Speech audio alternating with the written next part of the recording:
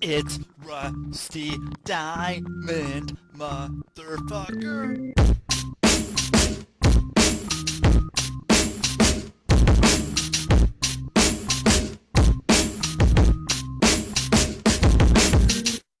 Yo, man.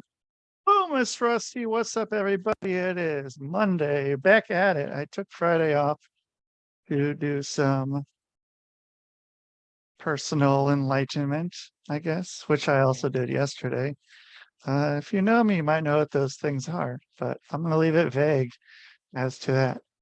So thank you guys for being here. My name is Rusty Diamond. If you can see it up here, if you're watching along, or at the bottom of the screen, if you're listening, you get to hear it. So welcome to the Public Access Podcast, the podcast here on the Quantum Global Broadcasting Network, QGBN. And check out other shows on the network, like When the Gloves Come Off, the Thinking Man's Pro Wrestling Podcast. This is it with Lizzie and Saved by the Ben. You can watch these shows anywhere you listen to podcasts or Rumble or YouTube, whatever you want. Some of the old ones might not be on there because I talked about some stuff that might be controversial and YouTube took it down. So, but yeah, thanks to our sponsors, Brad Ben, Savage as Fuck, Stoner Eats Productions, Hardcore Entertainment, Hypnosis is Great, Sock'emUp.org. So today, it's Monday, back at it. I got a couple going today. And I'm going to bring on my special guest right here, right now. And right here, right now, we have Carol Mae Whittick, and she's there. How are you doing, Carol? Hey, Rusty, I'm good, thank you. Good. So, where are you in the world here? So I'm in the UK, just Okay. outside of London. Yeah. All right. And so are you doing all your work virtually, or do you have an office there? Well, the office is my home, so Do you that's bring kind of people to your house? Do you bring not clients to your quite. house? Okay. They kind of come to me through the internet. I am trying to branch out and do things in real life, remember that stuff? Right. Yeah. So, but then are you gonna have a different meetup place that's not your home? Because I I mean, don't know. Here in the States, it's a little tricky because um of what people can say when on, in your house, like by bringing, there's all kinds of liability ah, concerns for I that. I don't see. know if that's the same in the UK or not, but Possibly, yeah. I mean, I have in the past done like retreats and workshops in different areas. So I'd yeah, sooner do that, not at my own address. yeah. What kind of places do you go for retreats? What do you like? Prior to recent times, I've facilitated retreats in Bali, I've facilitated retreats in India, women's circles, and then, the good old UK as well. I've done that. So when you go to Bali, what kind of retreat do you do there? I mean, it seems like the optimal place for any sort of retreat there. Yeah. What's that look like?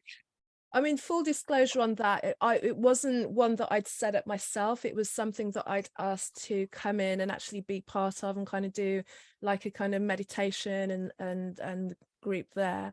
And then also as well, when I was in Bali, I was doing like women's circles. So it was like a time for us to sit down and share and, get things off our chest that like we don't always have the space and time for. So were those locals in Bali, or were those people that flew into Bali to do this retreat? Um, when it was the retreat, they'd actually kind of come into Bali to do the retreat. When it was the women's circles, it tended to be expats, women from all over the world that were there on a longer term basis. Either they would take an extended holiday or they actually lived there, and they just Oh, wanted to have that kind of connection. yeah, and it's pretty cool to be able to. It's like a destination wedding without having to bring a gift, or something like that, or have to. It's you're traveling for something that's to better yourself. Where destination weddings are all right and whatever, but Mm. you're not out there. You're there to support somebody, which may be bettering them, but it's not. You're not there to better yourself. And do you feel that people have a different level of participation if they are having to travel somewhere, as opposed to if you had a group of 10 people and they had to travel 5 minutes each, there in the UK, Hmm. or if somebody had to, buy a plane ticket, book a hotel in some faraway land. Do you Yeah. think that the level of uh, really wanting to get into it changes, as opposed to someone that it doesn't seem, I mean, it's doesn't seem as let's see, like, yeah, it doesn't seem as much of a, s- a special event if you don't have to travel. Do you think that people kind of feel like they're able to get more into that zone that they need to if they leave, as opposed to being there? Or do you feel like they kind of get the same sort of experience they do their place? And Yeah. if it's kind of the same in either place, what is the value of a retreat? Like an international one, I would say ultimately, like, if you're really going to take advantage of the idea of a retreat, whether it's 5 minutes down the road or like, like a couple of days away travel, ultimately they're the same. You're going to get the same out of it. But if you're new to the idea, there's something about kind of taking yourself completely up and away from your environment that will mean that there's nothing to distract you, really. So you kind of like surrender into it a little bit more, knowing that, like, if your phone goes off, there's no one, you've got an excuse of going, well, I'm not in the country, like, Right. as opposed to someone going, oh, you're just around the corner, can you come and help me, or something like that. You feel that you've like made that effort. If you've made that investment to kind of do the plane ticket, do the destination, do all the traveling, then you're going to be more open to that experience. But over a course of time, like, you can get the same amount, whether you go away or whether you stay or just go to a group that's literally down the road from you. If it's been facilitated well. But who doesn't like to travel? So you can't Right. take away the advantages of being away, but at the core you can do it anywhere. So what's your policy with people and their phones? Do the phones have to go somewhere once you start it, or do you have people that all of a sudden are in the middle of it and their phone goes off? Yeah. Is that a thing now? I mean, is that something that has to be kind of addressed more as time goes on, with more people being more attached to their phone? Right. Is is that I, something you're experiencing? I try to make it known that the experience will be way more beneficial if you're not glancing and kind of being distracted by your notifications. Like, if you really get into the experience of going on a retreat, then you shouldn't really want to. I mean, I attended one that was facilitated by a friend of mine in Glastonbury, which is just across the country in the UK, like a few weeks back. And I actually gladly didn't, I had my phone and my iPad with me, but they were up in my room. And I deliberately left my laptop here. In fact, I kind of shut it off and put it in a drawer and put loads of books on top of it, not just to kind of keep it away from anyone that might want to take it, but just to kind of like tuck it away. And even then, when I was there, that she created such a really kind of like deliberate space, and she was very clear about the boundaries of the space as well. So that was laid out, that if you want to get the best out of it, like, let's just try and not be on our phones, and in fact, when we go into this room, let's not take our phones at all. And then after the time, you just want to be really present in the idea and the space that someone's creating for you. So why do you want to do it for the gram? So I actually realized that I took very few pictures. So it's like one of those things, like, if you didn't take a picture and put it online, were you there? I was. Right. but I did Uh, a lot less kind of like recording of it to kind of post online than probably I would have done, or people are used to, because everyone likes to live stream, but sometimes you just want to be live, be there now, literally. Be in that moment. And Uh-huh. I mean, I think a lot's lost in the moment, even if you stop to take a picture.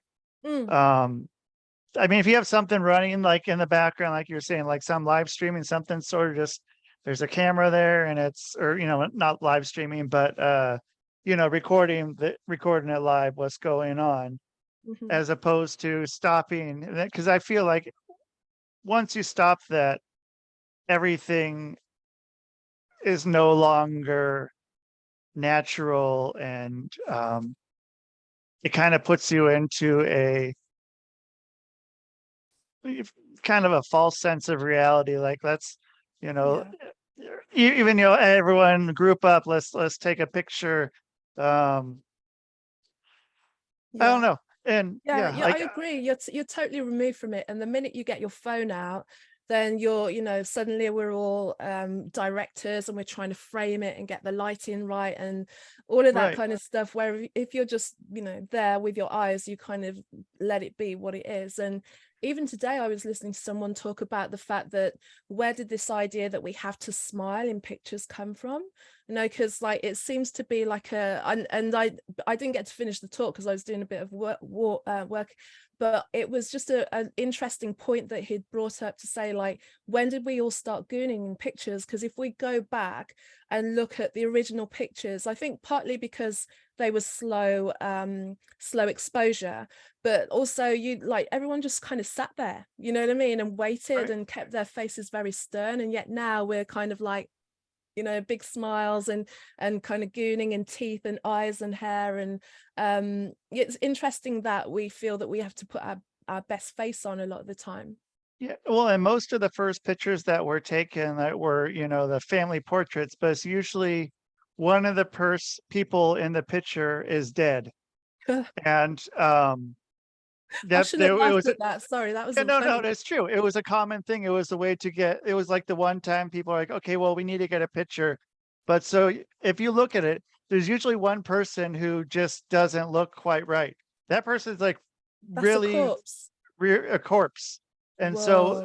that was a thing. And so, I mean, it would be kind of odd people smiling at that moment. But you also had, it was the 5-10 minute shutter exposure for Yeah. it to take a picture. But um I don't know. Yeah, I'm not big in smiling in pictures even now. I mean, I got growing up, having to take pictures was always a thing. And then it's like, you got to smile. Like, I don't want Mm. to smile. I don't want to do this. I don't, I didn't know. No, let's not do this anymore. And so, but yeah, I mean, smiling just became a thing. And so, I mean, Yeah. luckily we're not taking nearly as many pictures with corpses in the picture But that's actually anymore. coming back though. Haven't you seen, like, maybe this is Oh, kind of well, maybe not taking pictures, but I've seen like a couple of kind of events where they've actually brought the corpse into the wake situation. where Have they like, dress them up like how they yeah, normally would be? yeah, to kind of yeah, Yeah, usually you have a moment where you say goodbye and you lay their body, to the ground, or cremate them. But no, people are taking a bit further where they're like actually setting them up in the club with their favorite beer and everything like that. And so maybe it's kind of coming around in some like bizarre full circle, right? yeah, it's an interesting thing to put out there. I mean, I mean, you have those, and then a lot of times I see someone's in a hospital bed and they're just about dead.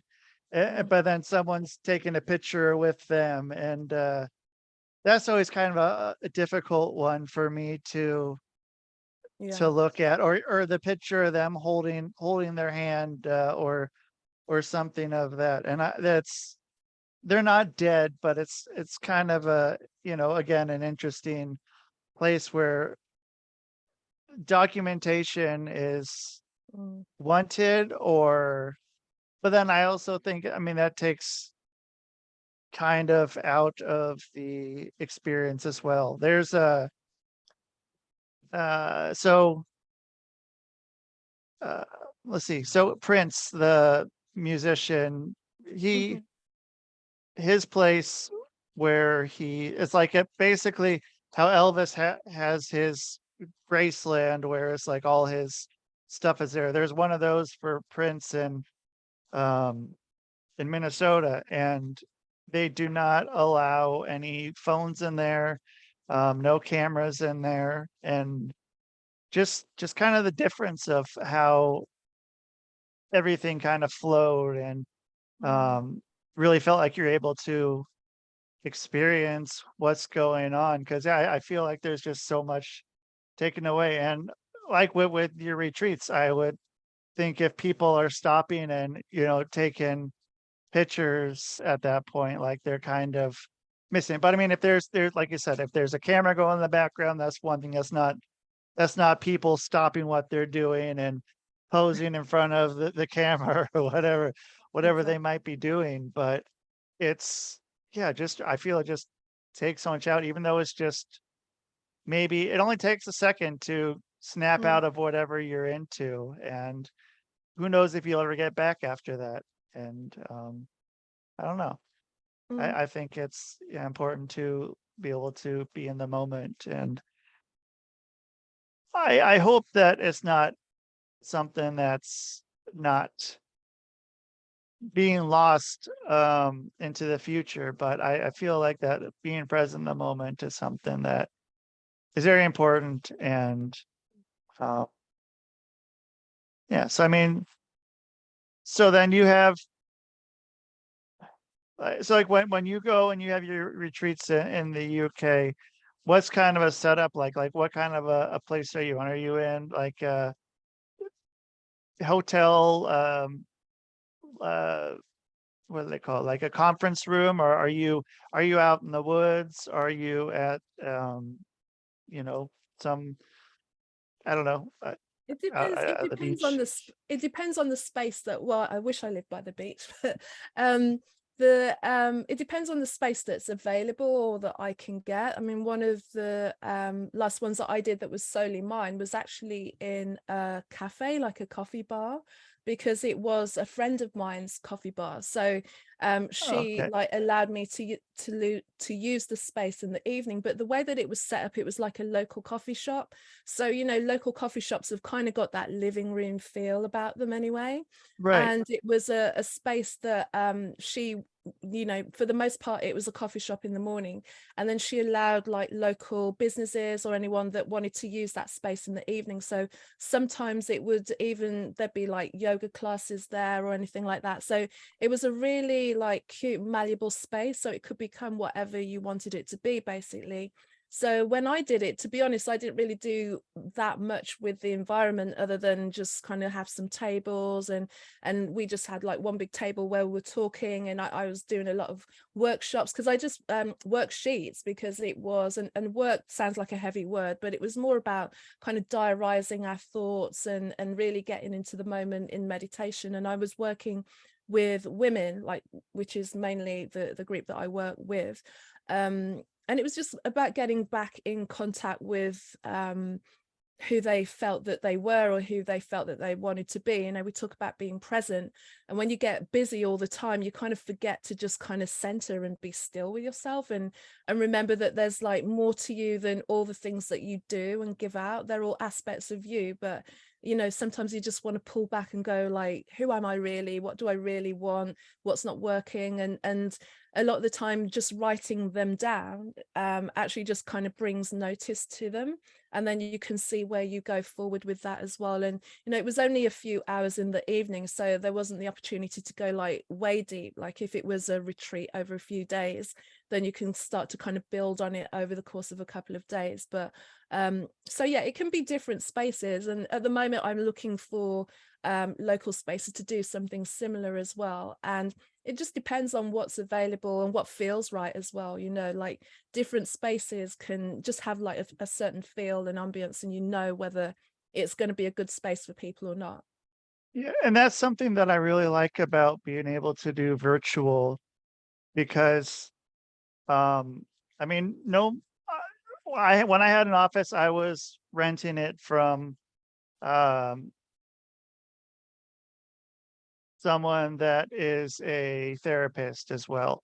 So Mhm. she had everything all set up. It was fairly cozy. She was pretty cool. I liked her a lot. And but no matter how comfortable you make a space, it's never as comfortable as their home. Well, unless their place, their home or whatever is not a good place for them at that moment, which is the, one time it kind of makes sense to have somewhere else. But I mean, for the Mhm. most part, just being able to have people, be in their own, they have their own favorite chair, Yeah. lying in bed or, out in their yard or garden or, under a tree or Yeah. something that's really nice to them. It's kind of nice. If you, yeah, I don't know. It's difficult something because I mean, yeah, because sometimes like going in to go meet a therapist or something and you go into a new place, you're already kind of, a little standoffish as you're going into a place that's not really yours, and you have to make sure that it's comfortable for whoever's coming in and hope that you get to that point quickly. I don't know, but yeah, I mean, every person's different. Comfort is different for every person. Mhm.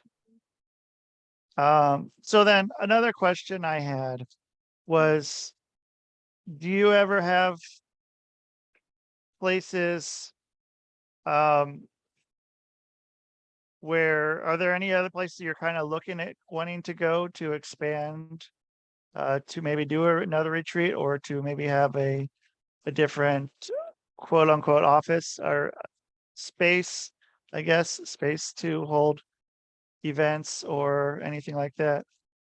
At the moment, not really. I've just got my eye out on like a local like event area, and it can be anywhere. It just needs to be the room that's right, you know. Right, And then other things that I'm working on are really kind of cultivating more online spaces, as much as I want to try and stop staring at a computer screen all the time. It's just that I have clients from all over the world, so that works better for them. Obviously, if I'm doing online things at the moment, because it's easier to kind of create something that works for everyone. The only then thing to navigate is really time zones where everyone is. right, which is So a yeah. little interesting sometimes. It can be, especially if I'm trying to kind of like meet with America and Australia. No, it doesn't really happen. Right, yeah. So so there's that. But aside from that, I'm kind of really honing in on just the online spaces. But I'm just always keen to, for my own brain and sight, to be honest, as well, to not be just like kind of focusing only like, a few centimeters in front of my face for hours a day. And also just to be in the room with people and kind of, touch the flesh and look in people's eyes and see where everyone's at. Like you can get a lot done online. Of course, we can get a lot done via Zoom and all the other platforms that allow us to do the work that we do in the way that we can do it right now. But there still is an extra level of something that you get by being in the same space. So there's pluses and minuses on both sides. So how much of a difference does that make to you being in person or online? And do you think that in person they're going to get a better experience, different experience? What's kind of your thoughts there? I'd say different, because I've recently as well done a couple of like online retreats that have been like a couple of days, like concurrently, like 5-hour days. And because the facilitator was so engaging, after a while you don't realize that you've been staring at the screen for like 5 hours in a Zoom call, because you kind of get involved in what's actually happening. Like it's the onus is on you when you're engaged in something online to like just kind of push all the other devices that might kind of beep and whir and everything just to the background, turn off anything that will pop up on your screen, so that you can be there and as present as possible.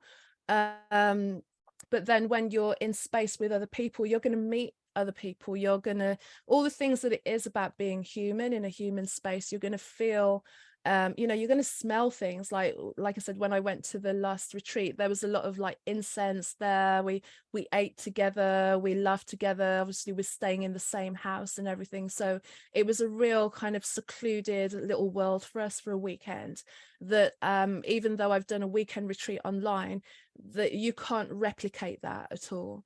There's something really different, but that's not to say I didn't get equal amounts of depth of learning and understanding from each one. So it depends on the person. It depends what people need. Yeah. And so if, let's see. So with it being a more expensive option to go on a retreat, and you're encountering one of your clients or possible clients who is having trouble coming up with funding, kind of what's kind of the route there for that? Do you tell them to wait or to save up, or is it kind of like, hey, if you do this, you know, your life will be, you know, obviously better, and then, you know, what's more important to you, or how's that work?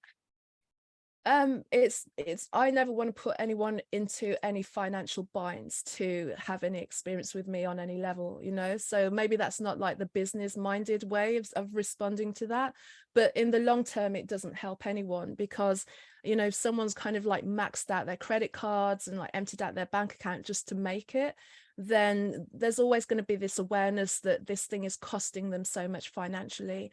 And you know, we're still in the world where like financial concerns really weigh heavy on people's minds, you know.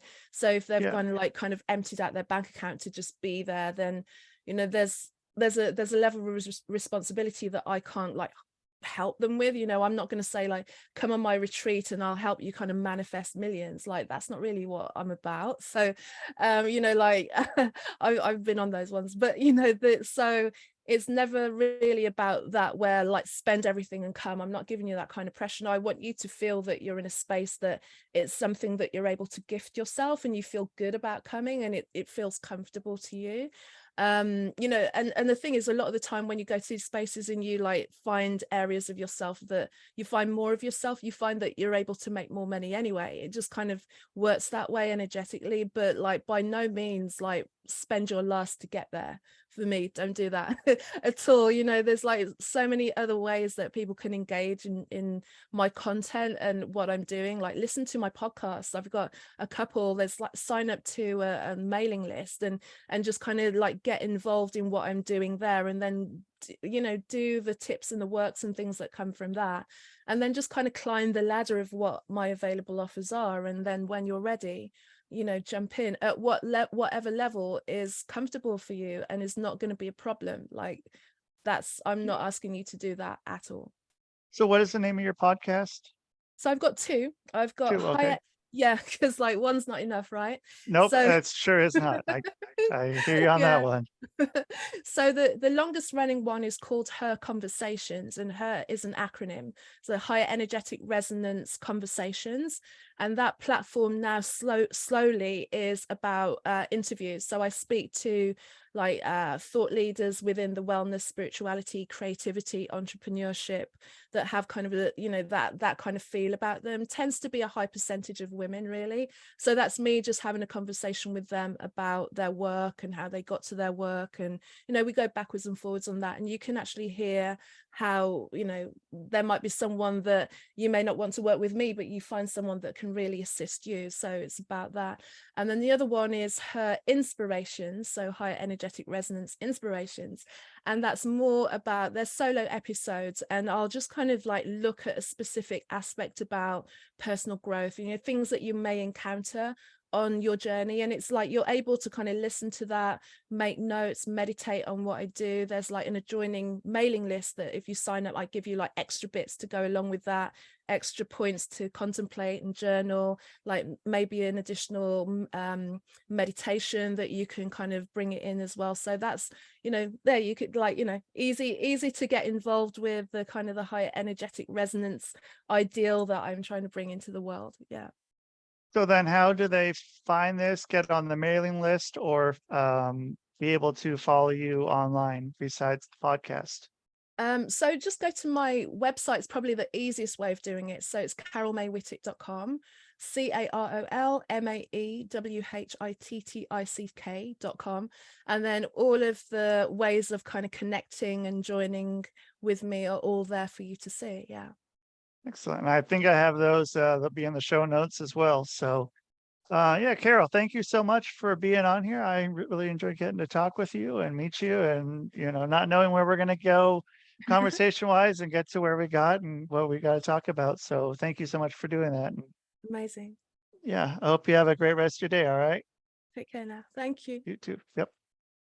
All right. That's Carol Mae Whittick. Yeah, you guys check her out. I got the information on there, so go for it.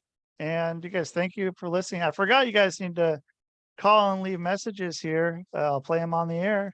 503-974-6420. Leave a message, or maybe you're like, I don't like messages, and you're like, messages? Messages? We don't need no stinking messages! yeah, but I need messages. So give me messages, messages, give me messages. I need messages. So thank you everyone for being here on the Quantum Global Broadcasting Network, QGBN. Like, share, subscribe, click the download, YouTube, Rumble, anywhere you listen to podcasts. Get it, it'll come to you. There's a lot every week, and there's a lot of other shows here. And at least one of the other ones going pretty consistently. So When the Gloves Come Off is twice a week, pretty much every week. This show is probably, I don't know, 5 times a week, maybe 6 or 7. Who knows, somewhere in there, but it's a lot. So you guys get a lot of me. So thank you so much for listening. And that is the show, man. Boom.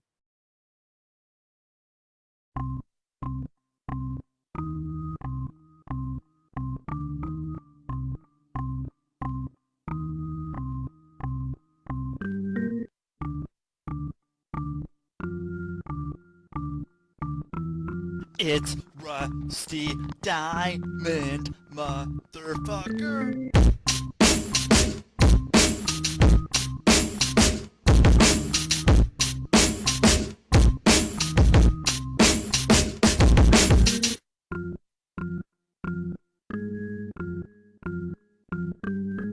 It's Rusty Diamond, motherfucker. Ernest! Ernest! Ernest! Yes, Pee-wee. You brought the snacks, right?